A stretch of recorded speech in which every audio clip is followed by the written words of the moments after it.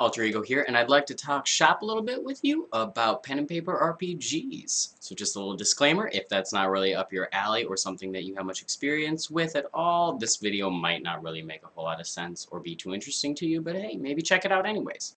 When I began to really work on developing campaigns and stories and stuff like that, I really had to make some choices as far as what kind of systems and settings and stuff like that I wanted to use. I started finding myself with a lack of players, so I knew I started to need to find new players, so that also meant that I needed to try to work on finding something that wasn't too complex or involved a lot of different formulas and stuff like that.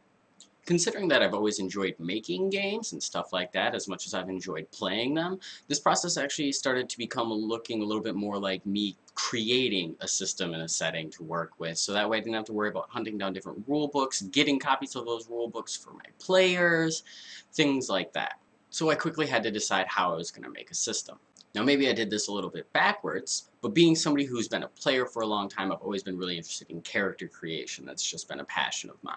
So I began the system by thinking about how I'd have players in the system, more so how I'd have characters.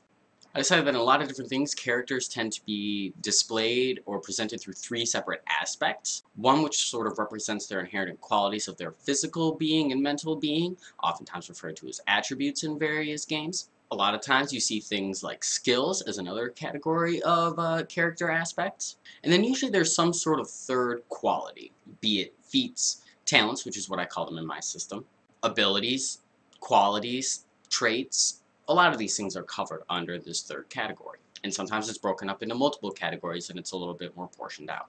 I had to debate how I wanted to handle attributes. I had originally began my pen and paper experience as a 3rd edition player under the d20 rules.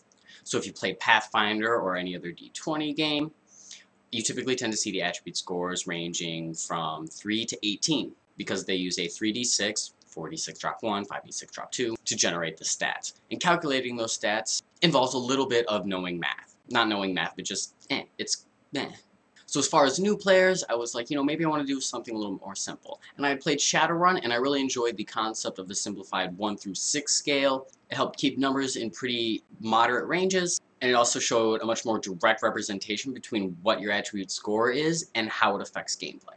Skills, I applied that same sort of method to, though they aren't as sharply scaled as attributes. So as far as growth as a character, they require less XP to increase, and attributes require more, and it's much more to reach that top tier. So there's a little bit of a curve. The talents aspect, which is what I've begun to finally call the abilities and qualities and stuff like that, is probably one of the most interesting aspects of developing this game because it's where I feel like most of the game has actually been developed from, because I've had to design things to facilitate the different abilities. Now, yes, I've had to design things to facilitate various skills and stuff like that, but the talents has forced me to sort of explore lots of different systems as far as gameplay mechanics and stuff like that.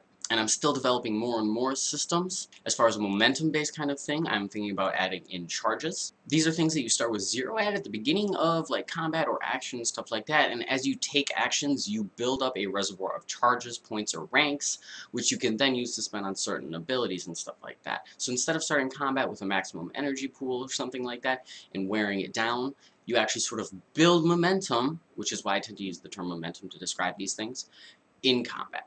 While attributes and skills are very fundamental parts of a character, and you can very quickly and easily see how they grow and adapt, one of the things I learned from one of my play experiences with a experienced player as a beta was that while yes, these are powerful, the system very much provides for a very specific tooling or specialized concept of what your character is and what they work towards. In fact, if you check out some of the rulebooks and stuff like that that I've managed to post up, links in the doobly-doo, you can sort of start to see all of the various trees in ways that I've tried to group all the different talents together to sort of help you give a better idea of the direction that these things take and how specialized you can become in a more specific aspect of gameplay.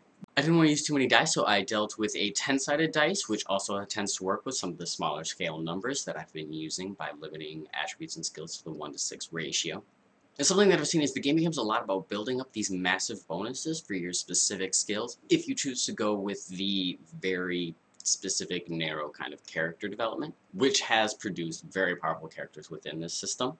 But in specializing yourself, you do sort of help weaken yourself in other areas by not being as balanced. So you do get to see this play of getting to make a lot of different characters of a lot of different scopes.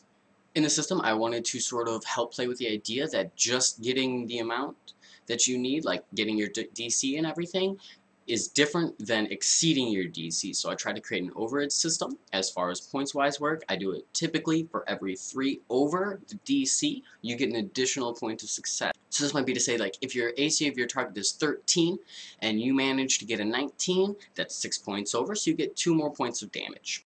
I helped sculpt this system because I was talking with one of my players who's a much more traditional gamer, and he said, hey, I kind of don't like the fact that a lot of your weapons have static damages. And I said, okay, well, I'll work with you on this. So we craft this overage system so that way you have almost a variable aspect of when you get a really good shot versus not getting a really good shot, in comparisons like that.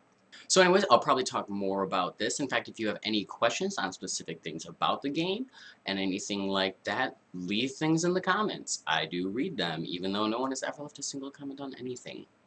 So anyways, game on, every pony.